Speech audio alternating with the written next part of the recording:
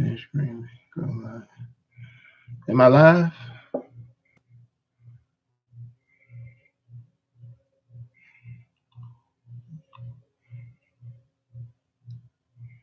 Not now. Oh, I'm live. Oh, I'm sorry. All right. Good evening, everybody. Good afternoon. With the Monday night game, New Orleans beat the Washington Redskins. So that's week 5 in the books of the NFL season. It's going fast, isn't it?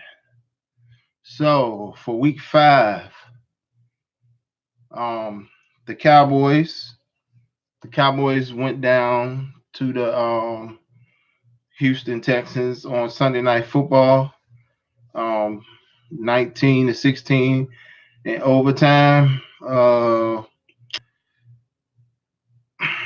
I decided not to be too critical um, of the offense of the Cowboys in general this week because they play hard. You know they play their butts off. They fought their hearts out, and they just came up short. And one thing I realized last night when I was actually working and I was just trying to check on the score on ESPN for the Monday night game, and I just kept seeing comments about different announcers and analysts and everything was going in on Jason Garrett about the fourth down call, and I'm gonna be honest. I was watching the game Sunday night. I probably had a few drinks while I was watching the game. So it took me really to last night, way more than 24 hours, about 24 hours um, after the game was over, to realize what Jason Garrett was getting criticized for was not punting the ball. He punted. He called the punt the ball um, in overtime, and um, they were saying they plan to lose, and he's a loser, and yada yada, all that stuff. I'm not a Jason Garrett guy, but I mean, I'm being honest here. I mean, I didn't know that the ball was on the Houston 42 when they punted. I thought that we were on our own 42. That's what a couple of drinks will do to you. So at the time, I thought it was a good idea to punt the ball because this is what I seen. And then after knowing that they were at the Houston 42, I mean, go for it and get 1 yard. Okay. Well, on the previous play, you just had third, and really it was like a yard and a half. So he actually got a half a yard on third down. But that's what you got that money invested in that line for, even though Fredericks is out. But you got a line, you got a running back. I mean, go for the 1 yard. That's what a lot of people was upset about. And then go for it. And then what we seen earlier in the day was outdoors. Now we talk about outdoors. Um, Buffalo game winning field goal, 57 yards to beat Tennessee. And then Carolina to beat Giants, 63 yards. So was a field goal. They were at the 42 plus 17, 50, a 59-yard field goal indoors. I mean, those other two kickers made field goals outdoors from Buffalo, made a 57 yarder to beat Tennessee, like I said, and then Cano for Carolina made a 63-yard outdoor. So a field goal could have been an opportunity there.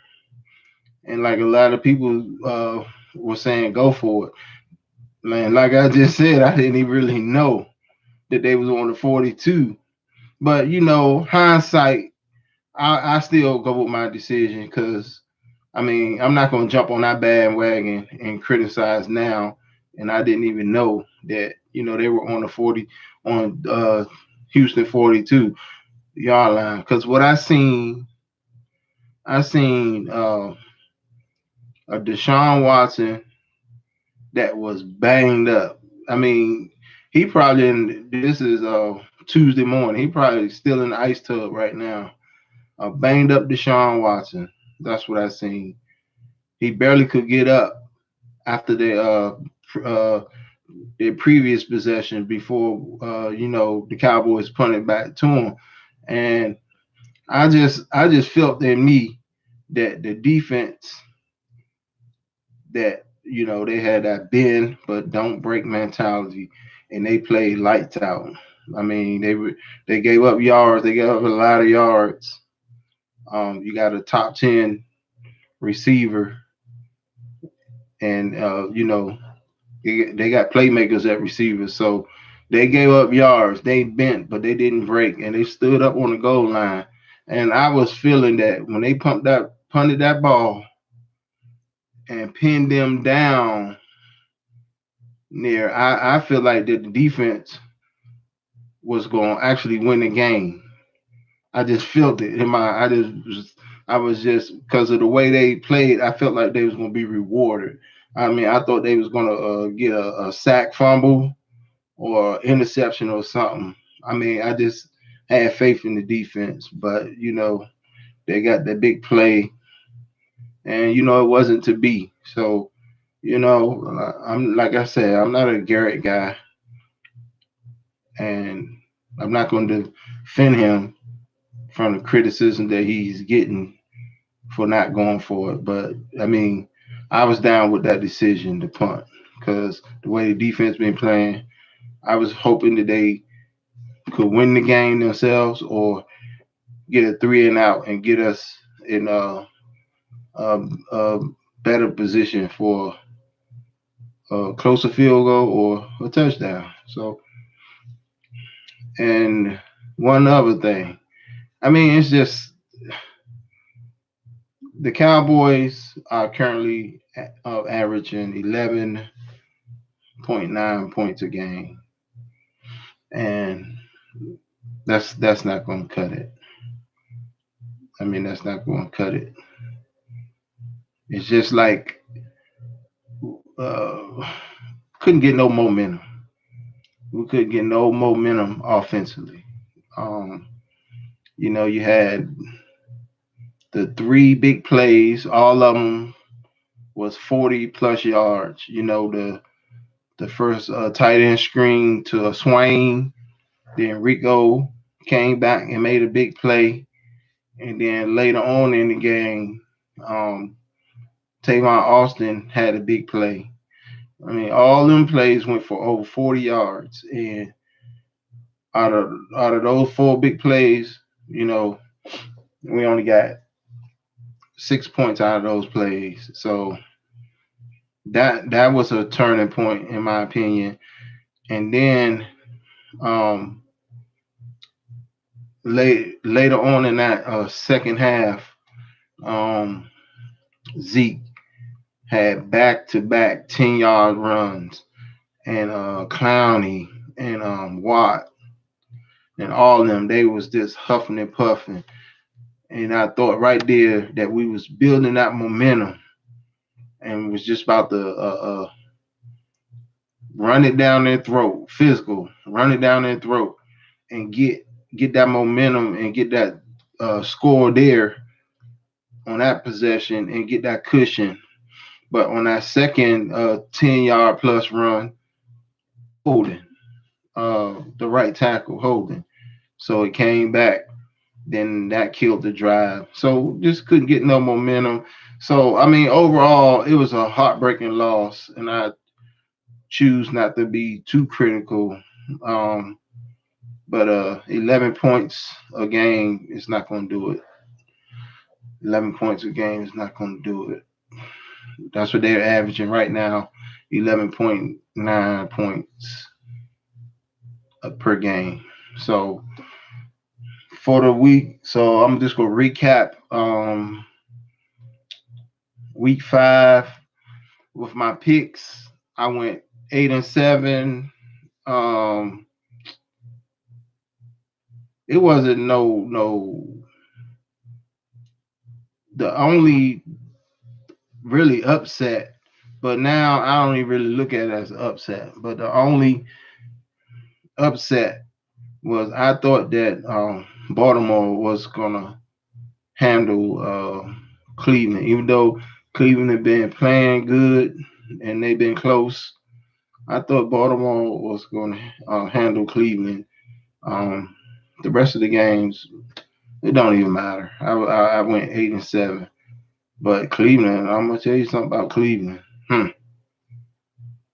Cleveland might replace. I know on my first video when I did my season preview, I was saying Denver going to surprise a lot of people. Then they go up to New York and lay an egg.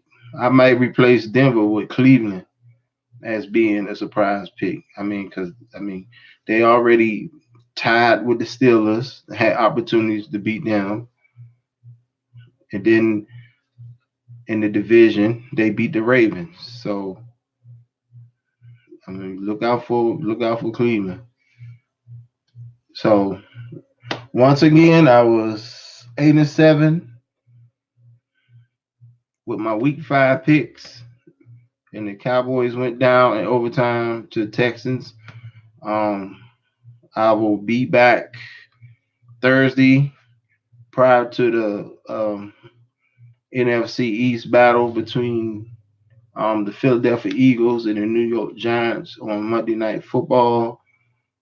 Right now, Redskin is currently a half a game up on the Eagles and the Cowboys, first place in the NFC East, but it's too early in the season to even be talking about division leaders, not unless you Kansas City and the Rams. I think we only 5 weeks into the season. I think both of those divisions are already settled with 5 weeks in. But every other division is gonna go back and forth. It's gonna be ups and downs, peaks and bounds. So it's too early to be talking about division leaders. So I'm gonna get up out of here now.